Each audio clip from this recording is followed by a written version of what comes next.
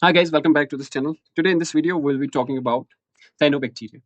We'll be discussing its structure, morphology, and we'll be also talking about its importance, ecological importance, and biological importance.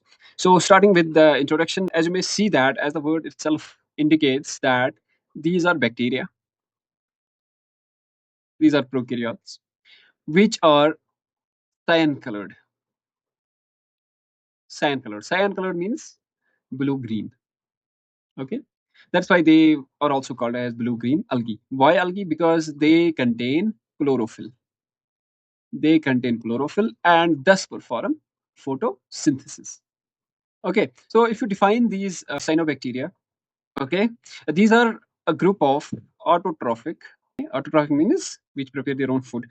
Uh, gram negative bacteria. Gram negative means, as you may know, that there is a staining procedure which classifies bacteria into two groups. One is gram negative, other is gram positive. That we will discuss in some other video. Okay, so for here, these are a group of autotrophic gram-negative bacteria which perform oxygenic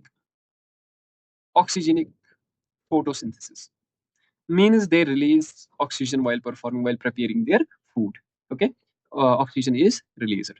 This is an important thing because this continuous release of oxygen into the atmosphere changed the Earth's early atmosphere. Okay, this changed Earth's primitive atmosphere. How? As you know that Earth's primitive atmosphere was reducing. Earth's primitive atmosphere was reducing and it was changed to oxidizing by the evolution of these cyanobacteria, by the evolution of oxygenic photosynthesis. This evolution of oxygen also resulted in the formation of ozone, O3 layer, which then protected from UV rays. Okay, and hence the Earth became habitable for living organisms. Then the evolution of life took from water to the land because of the presence of this O3 layer due to the release of oxygen from cyanobacteria. This is referred to as these changes in the atmosphere, these changes on the Earth in terms of its life, in terms of its properties, is referred to as great oxidation event. This photosynthesis is performed by presence of various pigments that we will discuss as we move forward. So now we will be talking about where do these cyanobacteria live. They are globally widespread species, and they are the major contributors to global marine primary production. Primary production. They contribute approximately 25% of this. Okay, and thus that's why they are also called as primary producers. These guys are mostly aquatic, and being aquatic, they are mostly freshwater. Okay, that means most of the species of cyanobacteria are freshwater species. Some are also terrestrial. For example, you have nostoc, which forms a symbiotic association with cycas. That means this nostoc lives in the corallite roots of cycas. Corallite roots. Okay, why they are called corallite roots? Because these roots resemble those corals. Okay, there is another species which is called anabina, which forms a symbiotic association with azolla, a water fawn, and they also form a symbiotic association with fungus, which are called lichens. A symbiotic association with fungus. So this was about the habitat of cyanobacteria. Now let us briefly discuss about their morphology. What are different morphological forms of these cyanobacteria? They range from unicellular to filamentous forms, filamentous forms to colonial forms. So let me make a flowchart of this. So there are unicellular forms and there are colonial forms, and we also have filamentous forms of cyanobacteria. Talking about unicellular ones, these are just one cell. Okay, there is just one cell that is living independently, and here the example is chlorococcus. In case of colonial, the example is Giliocapsa, and Giliotricha. What are colonial forms? Number of cells come together and they form a colony. Okay, a number of cells form a colony, which is surrounded by a gelatinous sheath. This external sheath is called gelatinous matrix or gelatinous sheath. Okay, and this gelatinous matrix is made up of cellulose, microfibrils. It is also made up of mucilage, and this gelatinous matrix protects the cyanobacteria from parasites. Okay, parasite protection, and it also helps us in retention of retention of moisture retention of moisture, especially under drought conditions, and this protects the cells from desiccation. Now, in case of filamentous forms, what are filamentous forms? The filamentous forms are a chain of cells coming together, which is called a trichome. The filament could be unbranched, okay, or it could be pseudobranched. Okay, in case of pseudobranched, the example is of cytonema, and in case of unbranched, the example is anabina. Okay, there is a special thing about filamentous forms. These filamentous forms, they functionally differentiate into different cells. They show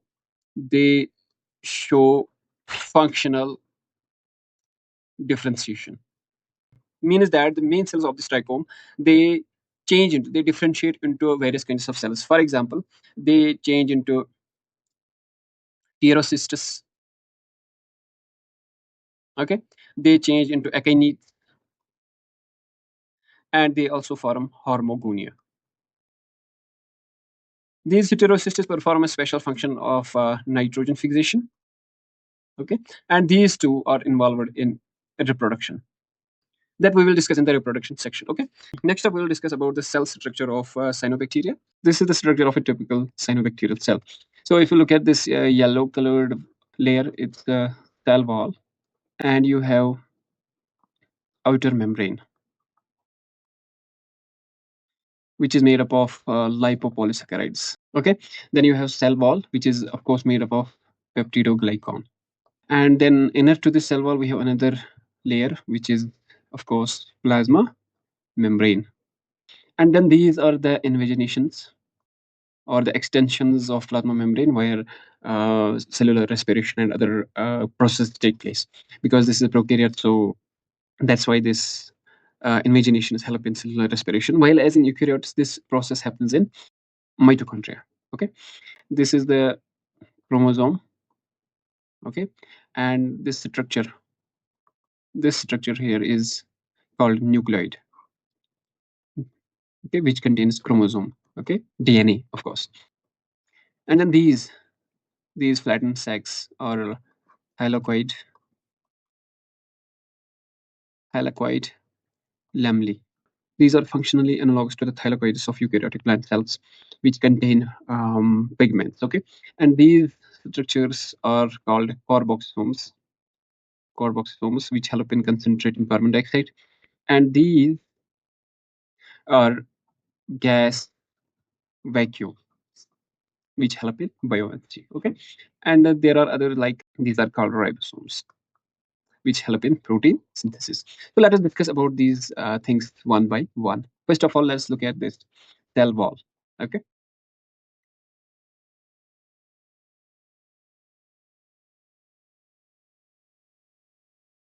cell wall. Since this is a prokaryote, so its cell wall is made up of mucopeptide, mucopeptide, which is nothing but peptidoglycan. As we know, this peptidoglycan is made up of NAG and NAM, and there are those peptides, tetrapeptide, which cross-links those polysaccharides.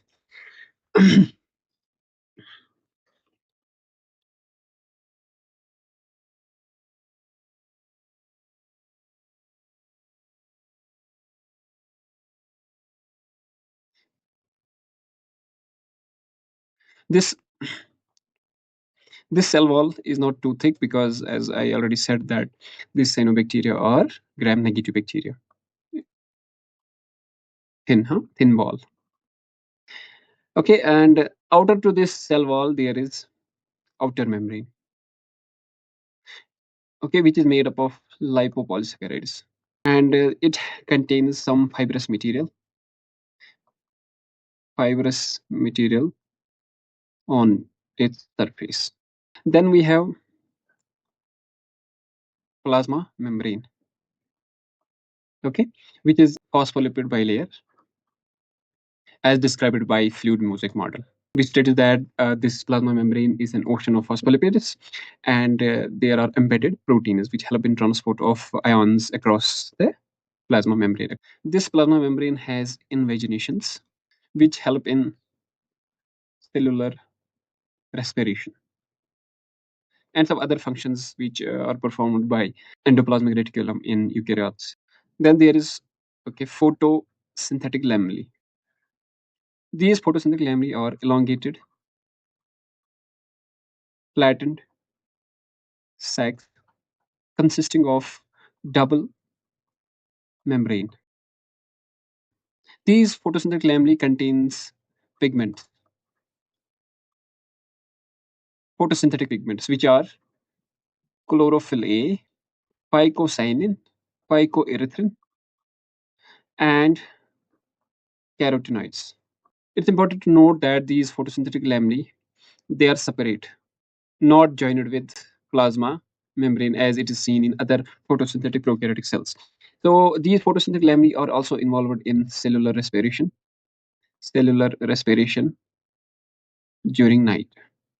During night. During the day, they perform the function of photosynthesis, and during night, they perform cellular respiration. Okay, so between the two photosynthetic lamellae, okay, let me go back to the diagram. Here, between the two thylakoids, this is one thylakoid, this is the another, and between these two thylakoids lamellae, there is these discoid structures which are called phycobilisomes. Phycobilisomes, okay, which contain that phycocyanin and phycoerythrin. Okay, phycocyanin and phycoerythrin are also found in rhodophyceae. Okay, next up we have another structure called carboxysomes. These are polyhedral, okay, polyhedral compartments which are involved in concentrating carbon dioxide. Okay, they are like polyhedral structures, and they are made up of protein shell. This is a protein shell, and inside they have rubisco, the efficiency of which is increased by concentrating carbon dioxide. Okay, concentrating carbon dioxide, because this rubisco is an oxygenase as well. So in case of low carbon dioxide concentrations and high oxygen concentrations, this rubisco undergo oxygenation process, which is called as photorespiration, as we have seen in green plants. Now next up we have another structures called gas vacuoles. They are also the mini compartments, okay, or vesicles, but vesicles are bound by proteins, not by phospholipids as we see in eukaryotes. So these are used for buoyancy purposes and keeps these cells, keeps the cyanobacteria afloat in a water body. Next up, we have nucleoplasm. This structure contains DNA, okay, which is without histones. Without histones. Histones are the packing proteins that are found in eukaryotes, and the DNA is not in a membrane-bound organelle. Instead, the structure is called as nucleoid. Okay. Instead, the structure where the DNA is present is referred to as nucleoid or incipient nucleus. So these were the details of various structures that are found in a cyanobacterial cell. Okay. So the outer membrane, which is made up of lipopolysaccharides, then we have the cell wall, followed by the plasma membrane, and the chromosomes inside are uh, and the chromosomes are found in the nucleoid, and we also have separate thylakoid lamellae, which is involved in photosynthesis. Between the two adjacent lamellae, there is this phycobilisomes, okay, which contain phycocyanin and phycoerythrin, and ribosomes and carboxysomes, which are involved in concentrating carbon dioxide, increasing the efficiency of rubisco. So next up, we will be talking about reproduction of cyanobacteria.